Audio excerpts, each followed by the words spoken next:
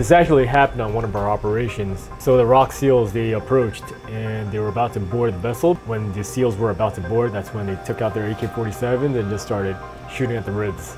Yeah. So now that we're together, there were some questions that were bothering me that I wanted to ask, but I couldn't because we were running short on time. Yeah, I can barely even talk. Okay. Because you're drunk already. Oh yeah. Okay, that's fair. All right. So what is the primary hand-to-hand combat system in the Navy SEALs? You know what? It used to be CQD, which is called Close Quarters Defense, and it was invented by a guy called, his name is Dwayne Dieter. Anyways, we called it CQD. That program went on for a while, and during the war, it changed over to actually MMA, which you're very familiar with. Oh yeah. So right now, the teams and also the Rock SEALs, they're doing MMA a lot. A combination of Muay Thai, kickboxing, ground fighting, jiu-jitsu, and also Filipino Kali for knives and weapons. Wow, so the same style. In the Marine Corps, a long time ago, original Marine Corps fighting style was Taekwondo. Right. But then it changed to MMA as well. It's called MAP, which is the Marine Corps Martial Arts Program. And it's more of an MMA thing? It's MMA with a heavy emphasis on jiu-jitsu. Okay. Most of my experience came from Marine Corps and training in jiu-jitsu. So, but yeah, so it's a very, very heavy emphasis on jiu-jitsu. There is an MMA team as well, and they go around fighting and stuff like that too. So it's crazy that the SEALs have the same fighting style now as the Marine Corps. Navy SEALs are more deadlier, so. In the Marine Corps, when we went on deployment, we usually have like a go-to snack or a go-to item that we cannot live without. Uh-oh. So what item could you not live without on deployments? I think I know what that is. Yeah. Let me take a guess. Is that dip? Yeah. A can of dip? Yeah. Yeah, and as you know, we don't really dip in Korea. I know dipping is a huge thing in the US military. You know what? I would say a pack of cigarettes. Oh yeah. You know?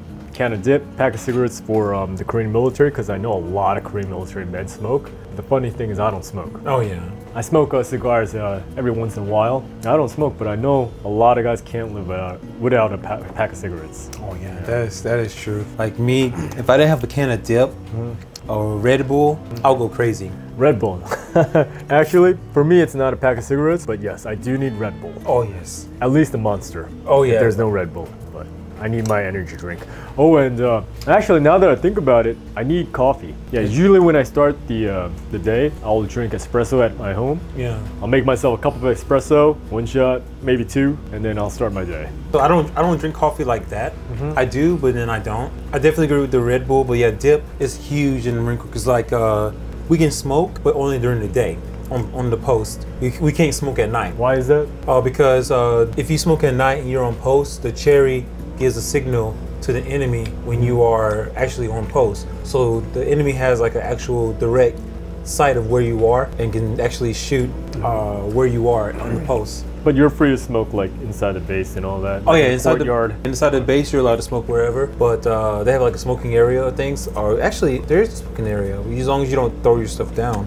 In your profile, it says you went and fought against the Somali pirates. How did it feel to go against? It's okay. I don't think that's an NG. In your profile, it says you fought against the Somali pirates. How did it feel to go against them? And did they show any military intelligence or tactics? They actually have their own kind of tactics, yes. So they're very good grapplers. Not grappling as in fighting. They use grappling hooks to hook on ships, and they can climb that shit like... Wow. Yeah, like monkeys. I can see that because I mean they're pirates, so like I think about Captain Jack Sparrows and stuff. They're fast at boarding. You know how like we do a lot of shipboarding, right? Yeah. The US SEALs and the Rock SEALs, we do a lot of BVSS type missions. We got a hook and pull, which means we hook a ladder and we climb up that shit, and we have full combat gear on. But those pirates, they're freaking fast. Basically, they're just wearing like t-shirts and shorts and sandals with an AK slung over their back and maybe an RPG-7, and they'll use a grappling hook, a really old vintage one, and yeah, climb the rope. That's crazy. Yeah, crazy, huh? And they're fast. Yeah, they'll hit the bridge and take over the ship, and that's what causes a hostage rescue scenario. I mean, I don't know. I probably would get killed by a pirate because I would make fun of them so bad. We're taking the boat. I'm like, okay, Captain Jack Sparrows. sometimes they'll use a white t-shirt and wave that shit like they're surrendering, and try to learn the assault team in. Oh, we're surrendering, so come on board. Yeah. This actually happened on one of our operations. So the Rock SEALs, they approached and they were about to board the vessel because the pirates showed that, you know, a content to surrender. When the SEALs were about to board, that's when they took out their AK-47s and just started shooting at the ribs. Yeah. We actually had 3 operators that got shot because of that incident. That's actually cowardly, but I understand because I mean it's war, so I mean, I get that, but like, that is pretty cowardly. Like, no, they're not like warriors, but they are deceptive. So they'll show an intent to surrender and try to lure you in, and then they'll act like they're fishermen. Yes. Essentially, pirates are like fishermen during the day, and then pirates at night, right? When I did a lot of boardings on pirate ships, they play like they're fishermen. Oh yes. And for the most part, you can't really find any weapons or ammunition because they're all thrown overboard. So they'll see us come in, they'll start throwing their weapons overboard, try to get rid of all the evidence, and they'll say that, oh, we're fishermen. But I hate that. Yeah. That happened in Afghanistan. There was one guy that shot at me on post, and then they went out. They got caught later. It's like, oh, we're just a farmer. We're just a simple farmer. I'm like, shit, I just saw you. You know, so like, so if you had to go on the patrol was like 8 hours. You had to only take 10 things. What would you take? 10 things on a patrol. You know, excluding my body armor and weapon, right? Excluding body armor and weapon. It's like, what else? What would you take? Like 10 things or less or so? So definitely take my nods. Night vision. Night vision. Definitely take water. So that's 2, right? Well, my knife, if that doesn't count as a weapon, as a utility tool. And my survival kit, my E&E kit, escape and invasion kit, basically. My med kit. Also take money. That's fair. Yeah, that's fair. Take money. You don't know who I'll run into, right? Yeah, true. Depending on the location, some warmies. That's true. Some power bars or cliff bars, energy boost. Oh yes. Also some rations. True. Definitely my phone. Wait, you guys have a phone? An ATAC. So it's kind of like a phone, right? True. Yeah.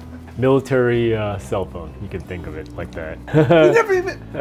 My sat phone and GPS compass. So yeah, that's 10. I'm a minimalist.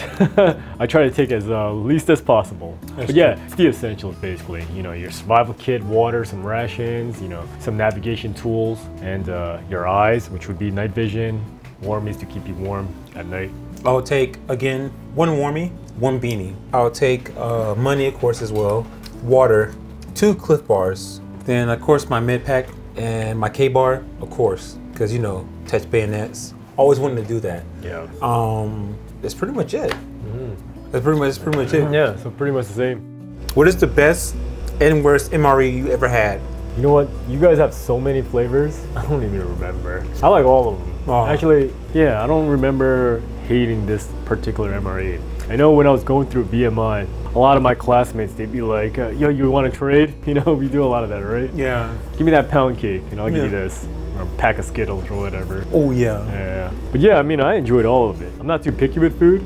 So yeah, I mean, I didn't really have any favorites or dislikes with MREs. What about you? I know you probably have some. Oh, I have 2 I hate with a passion. Like if someone gives this to me, I'll punch them in the face. But my favorite one was, I have to say, the brisket. Brisket's really good. Yeah, that sounds good. Oh, I love brisket so much. The worst ones, 2 I have, is that freaking omelet. The egg omelet. The egg omelet. I hate that one with a passion. Really? It's like, that bad? Yeah, because like how the fuck can you warm up an egg omelet that's inside of a package? Like, you know, so like egg omelet and the tortellini, those little tortellini noodles, little tortellini. Oh, I hate that one so bad. I'm like, oh my goodness. I hate those MREs. Okay, what changes in your body did you experience after Navy SEAL training? Changes in my body, lots of changes. Well, after SEAL training, the biggest thing was recovery. Because you know, people think that, oh, you go through BODS, it's gonna, you know, shape your body and make you stronger. It's true to a point, but it's also very very intense on your body as well. You know, some people, they can't recover from injuries. Me going through Navy SEAL training, so I already did the ROC BODS, then I went to the US to do BODS again. It was another pounding phase to my body, and yeah, after that, I noticed that my body was recovering very quickly after BODS, and I was also starting to do more endurance type workouts, but also non-impact activities, just so that my body can recover. A lot of the running, it's stressful on the knees, right? And you're running on sand all the time. Yeah, it's not the best type of exercises, but yeah, so I noticed that. Also, I noticed a lot of improvements to my body as well, because you're doing so much running. Yeah, it's bad on the knees, but it's also good for your lungs. Oh yeah. Yeah, in that sense, there were also a lot of improvements. But yeah, I guess the biggest change that I recognized was you noticed that I could run a lot more, a lot longer, because of all the running sessions we've had and all the swimming sessions we've had. Because we do 2-mile ocean swims and also 4-mile timed runs. That happens like more than twice a week. So we say it's a running man's game, because there's just so much running. Because you got to run to Chow.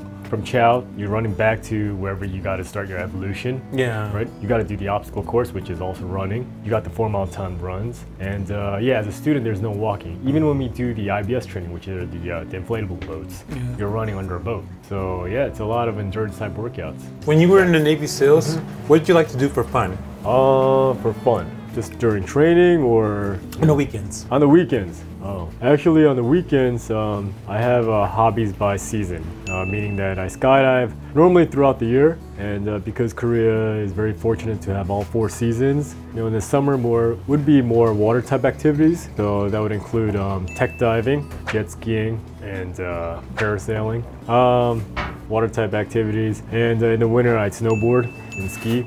And also do rock climbing throughout the year as well. Oh wow. Yeah. So those are usually my weekend activities. Wow. Yeah. All extreme sports. My weekend activity is pretty simple, pretty easy. We're doing our weekend activity right now. Oh, okay. My weekend activity, we're doing it right now. Well, not all of this, but just yeah, chill. In the Marine Corps, this was my weekend activity. Drinking. Because yeah. all my comrades and like my unit that knows me, when I first entered the Marine Corps, I could only drink 2 beers before I was completely wasted. Like I drink 2 beers and I would be drunken really bad. But now I'm pretty proud of myself. Not really, but a little bit. I can drink more now because of you guys growing up. So what are your 2 favorite military movies of all time? Well, Active Valor, I enjoyed that one. Okay. Actually, trying to think of a movie that's based on a true story. Oh, you know what? Was it called 12 Soldiers in the U.S.? 12 Soldiers. I think it was called 12 Soldiers. I think so. 12 Soldiers. With, who's that guy that comes out in Thor? Oh, Chris Hemsworth. Yeah. Guy. That guy is just he's too handsome, man. Like he's the going here. I don't know how, but anyway. Yeah, he was in that movie. I believe the title, because they had the Korean title and the U.S. title. I get them confused, but I think it was called. Maybe it was called Horse Soldiers in the U.S. Yeah, I really enjoyed that movie. What about you? First one has to be Taegukgi. That's like my all-time favorite movie. Yeah, I enjoyed Taegukgi. Taegukgi. That's 2. American Sniper with Chris Kyle. Guy's a legend. Like I honestly, I'm not gonna lie, I cried during that movie. Oh, I did. I really did. I cried for 2 reasons. One, because like he went through all that war, he came back home and died. The second reason is because he was killed by one of my own, people. That's a hard pill to swallow. Yeah. Guys, no disrespect to him, legend, tough guy, but this must be done. Recently on Roxelle, I got my ass handed to me in shooting. So, if the situation predicts, would you like to join me on the actual shooting range, M16 and things like that, just going through a series of shooting contests? Yeah, let's do it. Of course. I want to make a bet with you here. I will get the target and I'll make a smiley face. Okay. If I make a smiley face, you pay for the time. But if I cannot make a smiley face on the target, not only I will pay for the actual shooting, but I'll pay for the first round of drinks. All right, sounds good. Oh, by the way, M16 you said, right? M16. Live fire? Live fire. There's a range. There's a range over by Myeongdong, and there's like 2 ranges in Korea. Okay. One near Myeongdong and another like somewhere else. Set it up, and let's make that bet. Okay, so I'm out. Are you out? Reloading! You guys prepare yourselves for revenge match, live shooting for next time. So guys, get ready for the next one. I must redeem myself. So, all right, cheers. Cheers.